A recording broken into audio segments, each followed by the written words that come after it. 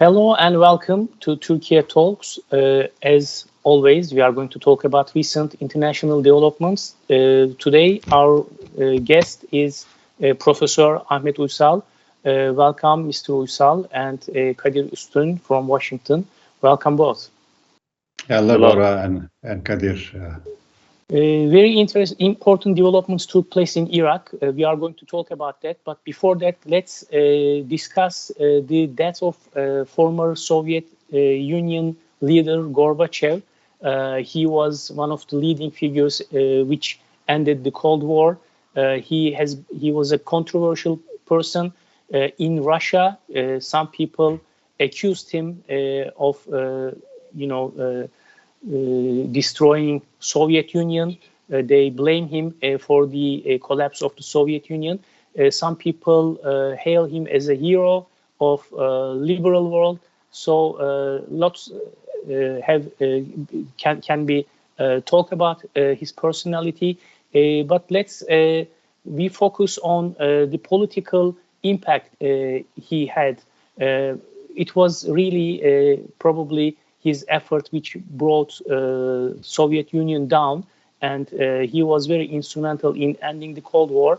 But as I said, many people also blame him for the situation that we are in today.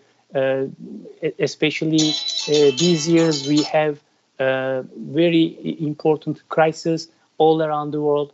So Ahmet Hocam, please, you start. What is the legacy of Mikhail Gorbachev from your point of view? Yes, I remember the fall of Soviet Empire and the role of Gorbachev, and wishes his soul maybe comfortable in the other life, and because he was the one who triggered the fall of Soviet system and the Cold War era. He was very significant. He didn't want to actually to cause maybe a new system. He wanted to reshape the Soviet Empire, but the events that took place afterwards just didn't go the way he liked, and Soviet Empire collapsed. The fall of Berlin Wall and other events that also opened the way. One of his policies, Glasnost and Perestroika, that we remember, was opening because the Soviet Empire, the Iron Curtain, and other things, that Soviet Empire was close to the outside world, kind of created a inside ecosystem, internal ecosystem that Soviet Empire didn't need much outside world, but he decided to open up to the world, and then also to reshape the system. And this, of course, he wanted to kind of metamorphose the system, but he wasn't successful enough. Maybe he saved some of the because the empire was falling apart. Maybe if they forced it or they pushed too hard to keep the old non-working system, unfunctional or dysfunctional system, maybe it was gonna fall into more pieces. But this way, his legacy saved some of the Russian Empire that we see today under Putin, and he want to revive this empire. So a lot to remember from his legacy. Even though he ruled for a short time, he was there for a critical period, and he was instrumental in instigating other events maybe that we see today, unipolar world. And I can say that with Gorbachev, the Cold War or dual polar system ended, and we had a unipolar world, but this unipolar world, of course, was temporary. Today, there are new challenges, new search for new world order still at play, and we are still searching for a new world order. So I think Gorbachev is still relevant today, and we remember him, in a critical time. Yeah, he was a partner of former U.S. President Ronald Reagan, then President Bush. I have seen a very wide coverage in U.S. media about the death of Gorbachev. I think he was most welcome in the U.S. rather than his own country, Kadir. That's I think especially when you contrast them against Putin today, American commentators and strategists would probably prefer Gorbachev. Gorbachev's legacy, of course, there's not enough time for us to discuss it here, but I just want to point out the influence on Putin, how he views the world. I think that's relevant. Gorbachev wanted to, he was aware of the problems of the Union, America in an arms race with America. There was no way they could have won, and the system required reform and openness, and that's what he went for. The Union ended up disintegrating, but he was not necessarily advocating for that. He was more for reform and perhaps a new union to be created with a new agreement between different components of the Soviet Union. Ultimately, it disintegrated with Yeltsin and all that. But that time period was very, very chaotic inside Russia, and I think Putin's worldview is deeply affected by that, because disintegration of the system, it wasn't just some new republics emerging out of the Soviet Union, but from people, Putin's worldview, it was the great Russian Empire crumbling in many ways, and some countries that that should have been part of Russia were leaving. He's very skeptical about the whole communist regime in the first place. He's more of a nationalist leader like that. So I think the chaos that ensued in the post collapse of the Union really made Putin determined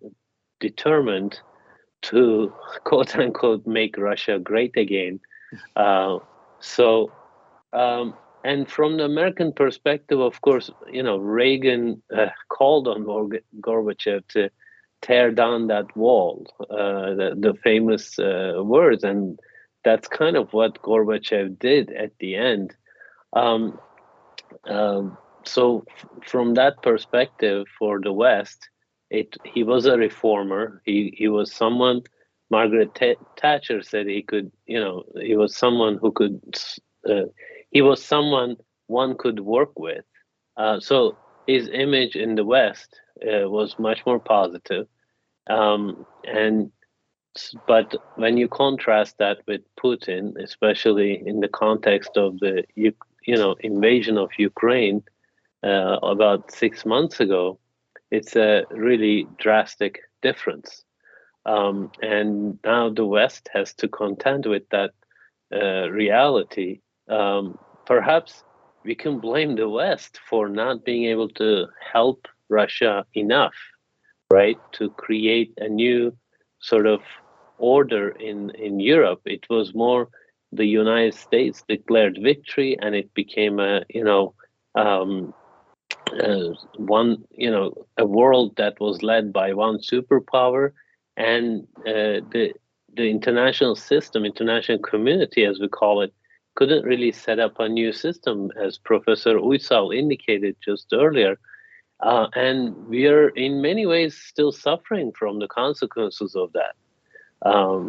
So let me stop there, because this is a whole different discussion. We wanted to talk about Iraq as well, but it is very significant, and it's a great reminder of how to think about Russia. We need to all go back and read those years, perhaps the end of the Soviet Union.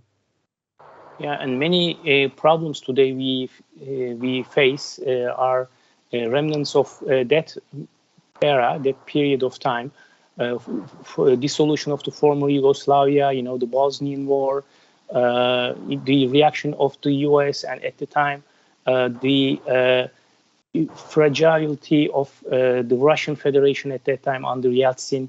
These were all problems which, as you said, built Putin's political personality. The Chechenian War, again, the Karabakh issue, all of them are the results of the dissolution of the Soviet empire. And Iraq, again, in 1991, we remember when Soviet Union was dismantled, dissolved. Saddam Hussein used this opportunity to invade in Kuwait, according to some analysts. So it was just as the two-polar world ended, so Americans felt more comfortable in invading in Iraq with an international coalition. And then in 2003, they repeated the action. So lack of a balancing power led United States to do whatever it wishes to do. So Iraq is one of Can I just... Yeah. Sorry, can I just add one thing? In American foreign policy establishment today, the analysts and strategists, when they look at this, they see 91 as sort of the primal example of how international community should have worked, how American leadership should have worked, because they put together a great coalition. They defined it as violation of sovereignty of another country. And, and they didn't invade the country. They did a military intervention that prevented Saddam. So for foreign policy, American foreign policy debates, that's how it's done. And that was pretty much the only good example of how Saddam was stopped in 91. But 2003, they see it as a stark contrast. And we are still suffering from the consequences of that invasion. Yeah, it was the example of how not to do such invasion, probably, because there was no UN resolution enabling Americans to act against Iraq.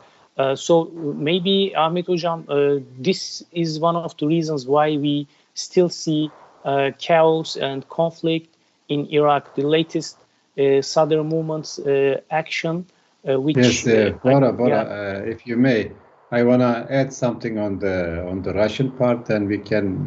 I know where you are going to Iraq, which is the maybe the source of many ills in today's Middle East, the Iraq invasion and Iraq war in the first Gulf War and stuff. But let's not victimize Putin. He's an emperor, maybe the last emperor. And he wanna conquer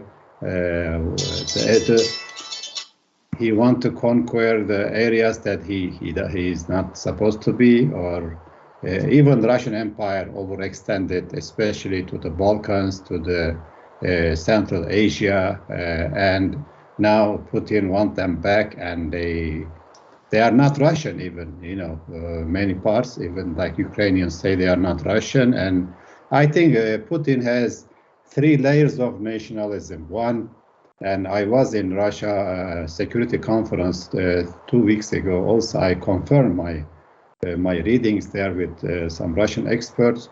As this is like the Third World War, I'll come to this point. But Putin has 3 layers of nationalism. One is Russian nationalism. The other broader layer is the Slavic nationalism, and the third layer, maybe more extended, is a civilizational layer, which is he's also an Orthodox nationalist, in a way that he wants to revive the Eastern Rome, which is an Orthodox environment, and also be a big chunk of the world community. So Putin is pulling or trying to to enforce its power more than they deserve, and causing problem for the neighbors. But of course, this does not, Putin being over ambitious and aggressive doesn't legitimize the American aggression in the Middle East, the Iraq War, and toppling the Saddam Hussein, and the kind of Hippocratic approach in the Arab Spring, while they say they do support democracy, but they work for the coups and the authoritarian systems. So the West and the East doesn't differ, do not differ as much. So if we come to the Iraq point, of course, the Iraqi invasion or the first Gulf War, where Saddam Hussein was kicked out of Kuwait, was maybe signature point for the unipolar world. America published or broadcast these pictures, live pictures through CNN and to the whole world, saying, we are the boss in the new world order. But this new order also did not fare well. And now we have chaos all over, in Africa, in the Middle East, in Europe. And we are seeing the repercussions of all these uncalculated maybe touches or actions of the sole superpower, which is America. And now, of course, we have Iraq. And if I took too long, maybe you can also intervene. So with this transition to Iraq, of course, American invasion in 2003, they did not topple Saddam Hussein in 1991. They left it to 2003. Father Bush didn't do it, but they squeezed Iraq so much economically, politically. They isolated, but the Iraqi people paid the price. I remember in the 90s, Iraqi children were dying, and even the foreign minister of secretary said, 600,000 Iraqi children died because of the American embargo. And Madeleine Albright says this was worth it. This embargo was worth it, despite the death of children. And it was a terrible time for Iraq. And then came 2003 as a salvation, or as an emancipation for the Iraqi people, which didn't come also true. And then for the Middle East, I see it is the opening of the Pandora's box for the Middle East, because Saddam Hussein didn't have weapons of mass destruction, didn't allow also Al-Qaeda to its territories. But after the toppling, Al-Qaeda came to Iraq, and they couldn't find any weapons of mass destruction. Also, Iran was allowed to control Iraq and the most part of the Middle East with the chaos, with the Arab Spring, and with the Obama deal, nuclear deal. They rewarded Iran to control Yemen and Lebanon and Syria and Iraq. And Iraq paid the price most because they have the most wealth, most valuable assets, which is oil and gas.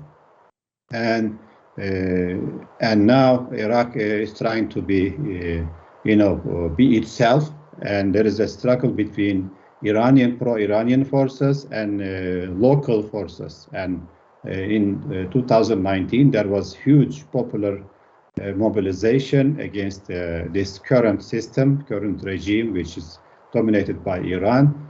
And especially in the Shiite southern areas, we had serious protests that toppled the government, but toppling the government does not guarantee the coming of a better system.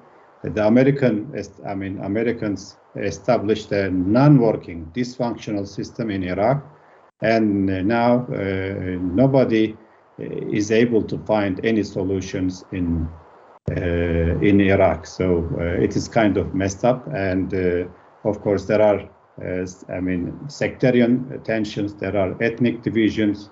Maybe I stop to the point, maybe you want to comment on this. America established in a fragmented system, compartmentalized system, political system, they divided Shia and Sunni, and then they divided Arab and Kurds. So this system is very fragmented, produce no solutions, no stable government, not even a coalition majority government, which is the problem. Muqtada al-Sadr, first time he wants to establish a majority government, but with a coalition. So you know the story of coalition government, but it is not even there. I mean, they are building kind of a national reconciliation government, but they put everybody there, and the system is corrupt and not producing not working. Even like imagine as an oil and gas country and lacking,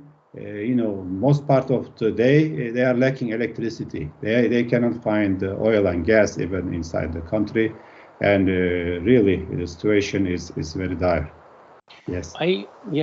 I wonder, is Iraq still in the headlines of the U.S. media because it was a defining problem for U.S. foreign and security policy for long. But as Professor Ahmet Uysal explained, now the country is in chaos. Americans seems not very interested in what's going on there. In the past, as we started with Gorbachev in Cold War years, there was a balance between Soviets and Americans, and it was reflected in the Middle East and in Iraq itself. But now the balance seems between the U.S. and Iran in a way. But Americans are still interested in what's going on there, or just they are watching and left its own fate? Kadir. They are interested, but the way they are interested is different, of course. When, during, I think the last time I remember there was a serious political debate about Iraq was during the Maliki government and ISIS, takeover of Mosul. And ever since, it's become sort of Americans are not really going in and saying, here is what we need to do about Iraq anymore. They are talking more in the context of Iran's influence on Iraq, how developments inside Iraq could impact the Iran nuclear deal, which, seems to be happening soon. They are very close to an agreement. But as Professor Uysal said, they tried to set up a system that hasn't worked. They, tried to focus on ethnicities and then, different religious sects as the basis of legitimacy. But it was never going to work because nobody was able to really put together a national project for Iraq.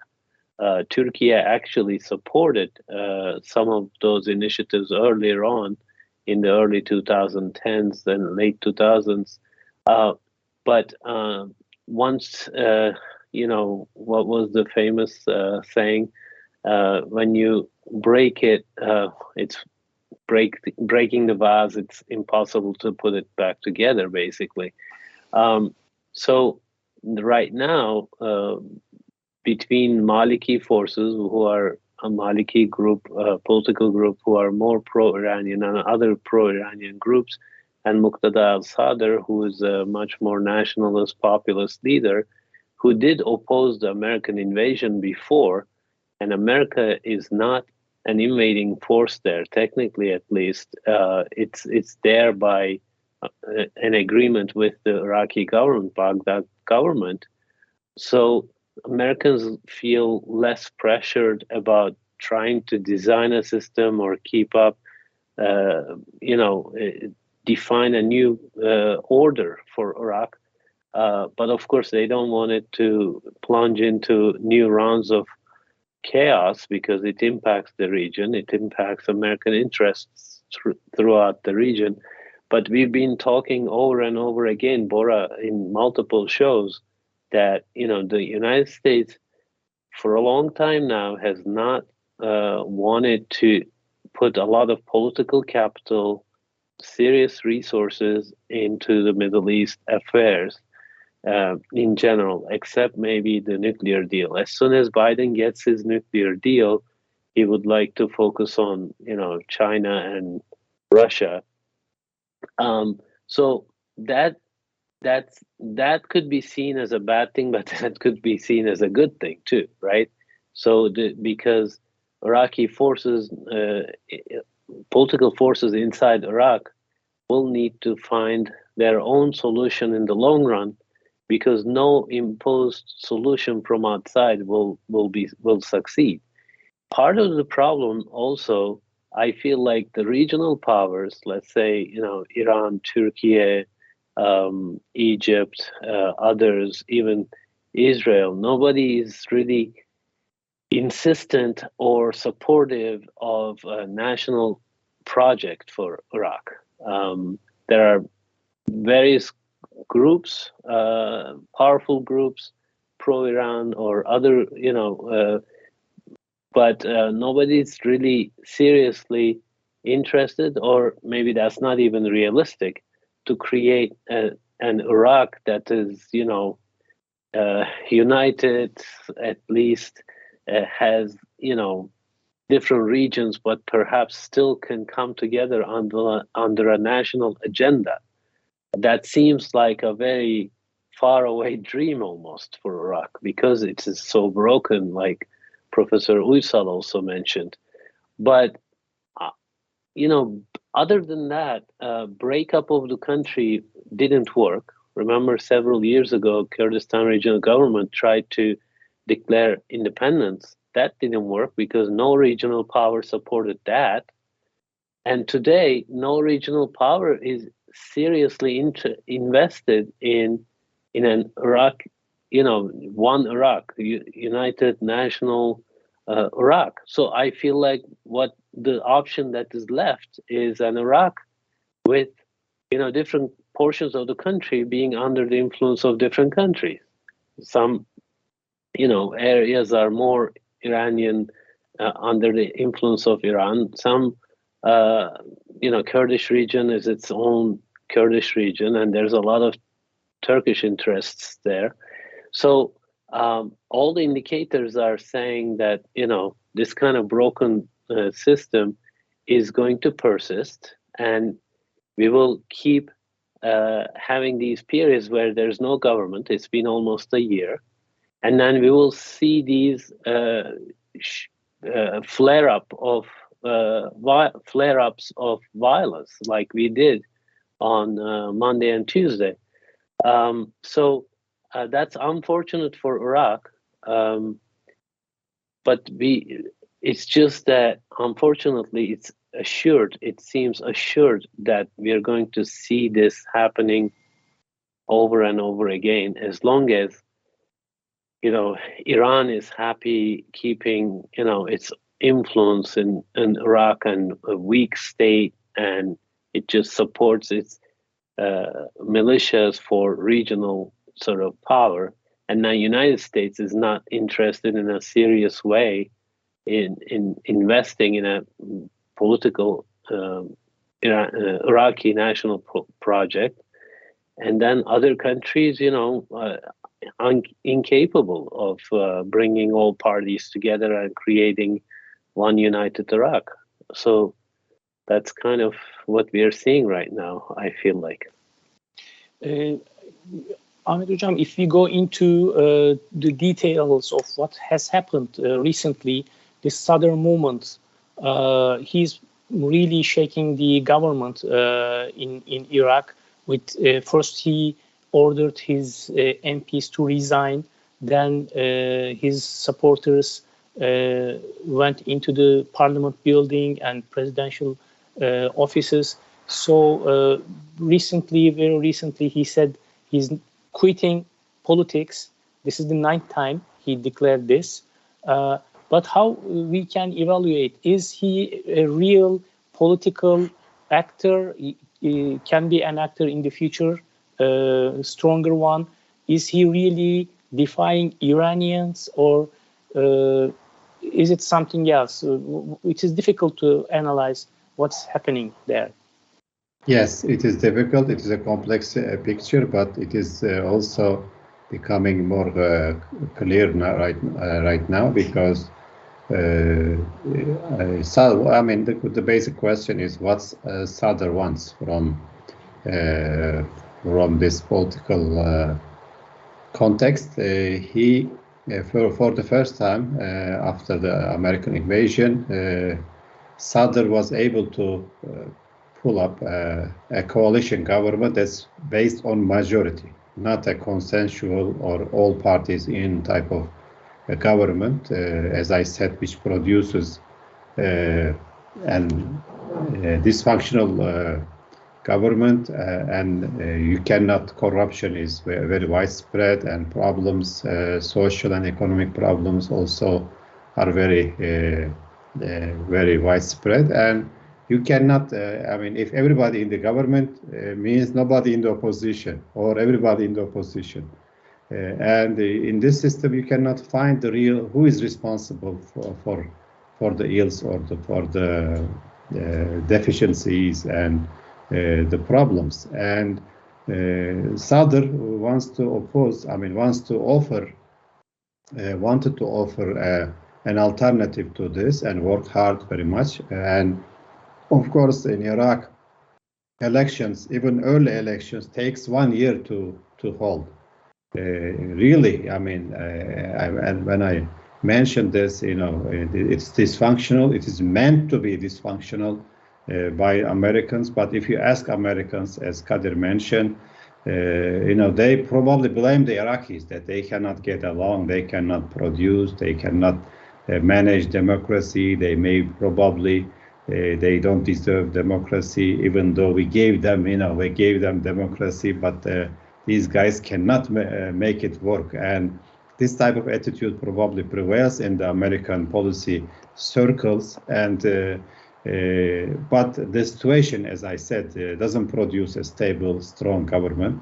And Sadr, he after this revolution, he worked hard to win the majority, as he is inside the system, but he also is outside because he does not go with Iran, which is the main boss in Iraqi politics, that pulled the strings in Iraqi politics, Iran. And he, as an Arab, there is, of course, it's a religious group, but this is worked on Iraqi patriotism, or maybe, you know, nationalism, that doesn't like Iranian influence as much as American influence. And he took a stance, and this gives them more popularity among other masses. I mean, he has a huge popular support, and he has huge control over his followers. If he says go out, everybody goes out, and if he says go home, and everybody goes home. And this is a big political asset, and he wants to use this. And he is part of the political system. He has ministers, he has state officials in key posts. And the problem with pro-Iranian Maliki in his period, during his administration, he wanted to expel some of the Sadrists from key points with different appointments and pro-Iranian appointments. So they you know, came apart politically, also personally. It became a personal feud between the two. And now, after the election, he was able to pull up a majority government with the coalition with the Kurds and the Sunnis and some independents. But Iran didn't like it, or pro-Iranian parties didn't like it, and they prevented him from not holding a majority vote, because they said, similar to the one we had in 2007 in Turkish politics, where they didn't want AK Party to choose a president. They did similar things. They required 2/3 majority to have a, you know, valid assembly or valid gathering in the parliament. So this was also approved by the Supreme Court and stuff, and then Federal Court they call. And at the end, they kind of paralyzed the system. They couldn't allow Muqtada al-Sadr to hold either a vote for the president, to choose the president, also vote for the confidence. And this, of course, angered Sadr. He said he's gonna get out of the political system. He told his MPs to resign, and everybody did, of course. And in the beginning, everybody thought this is a bluff. Nobody believed that he would do this, and he did it. Then, in the Iraqi political system, when some members of the parliament resign, you bring the next one. I mean, of course, Sadr didn't resign to help the others to put more MPs in the parliament. Of course, this, the pro-Iranian parties sometimes, they act like nothing happened and there is no problem. And this infuriated Sadr even more. And he said he's going to block the system. They were going to choose a government, based on the new formation, which helped also, of course, the pro-Iranian parties, because Sadr had more than 70 members in the parliament. And now they said that they can establish a majority government. Of course, this kind of frustrated Sadr, and he said we're going to block the parliament. They kind of blockade the parliament, key buildings, Supreme Court and stuff. They kind of paralyzed the system. And then, this Friday, or just 2 days ago, the Iranian also intervened again. They kind of try to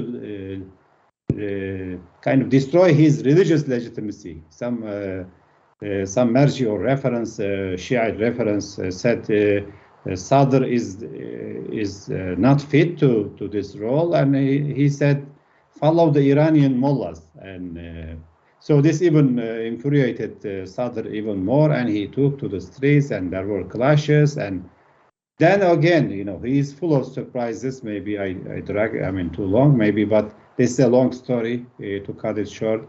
He again, he surprised everybody, said we are withdrawing completely from the political scene. And then now, of course, this is no good news for pro-Iranian parties, because they know this is not a withdrawal. This is repeated many times. He is not going anywhere. He is there. He is forcing for new elections. I think now there is room for everybody sees this current political system with the current MPs, the parliament, Supreme Court, with the parties, cannot be solved either with a military coup or with a revolution or with a reform, which is reform means you work within the parliamentary system, you ask people. So there will be elections, I think, early elections. In Turkey, it means like in a couple of months, but early elections means another year. And in Iraq also, imagine the formation of a new government, even everybody agrees, take one year. So 1 year for holding elections, another year to holding a government, and people are waiting for solutions for their problems, employment, poverty, basic services, and nobody, 2 years now, there is no real, Kazemi is a caretaker government. He's not a real responsible or kind of a sanctioned or legitimized kind of approved government. He's a temporary government, but he's in power like 2 years. That's the story in Iraq. Professor Uysal, we are at the end of our show, but I have one more question for you. So you like the complex picture, looks like. Yeah, you explained the internal dynamics really well. The power struggle between pro-Iran groups and the more nationalist populist groups, and then we've seen previous iterations of this. This kind of repeats itself. Beyond the internal dynamics, do you see the impact of outside dynamics, such as the nuclear deal between Iran and US that might be happening very soon? There are indications, and then the price of oil being so high. Are you able to sort of pinpoint the most recent flare-up in violence and Sadr saying that, pushing the parliament to dissolve itself. Are you able to tie that to any external developments, or do you think it's the usual intra-Iraqi party politics in many ways? Yeah, I think the Democrats are soft on Iran, and they are very eager to repeat or revive the nuclear deal. So they don't want to push Iran too hard on Iraq or any files in Yemen. And I think one of the problems maybe Sadr had, they didn't find enough support from America to push for maybe a major change or to decree to maybe cancel Iranian influence. Americans may be happy with reduced Iranian role, but Sadr, with his struggle, if he continued, either would be one side would win, but without major outside support, it is very difficult. And Americans did not show this support to Sadr. They are happy that things get kind of clashy and sides get weaken each other, and so America at the end want to decide, but overall they did not provide strong support for Sadr movement, and so he has to stop to a certain point and sit on the table. Now I think negotiations are going on, and it would be different with Trump. I imagine Sadr would be supported more directly than today. And of course, the Arab Gulf countries are another outside factors. Also, they don't want to see another revolution, Sadr or any kind of revolution in the region.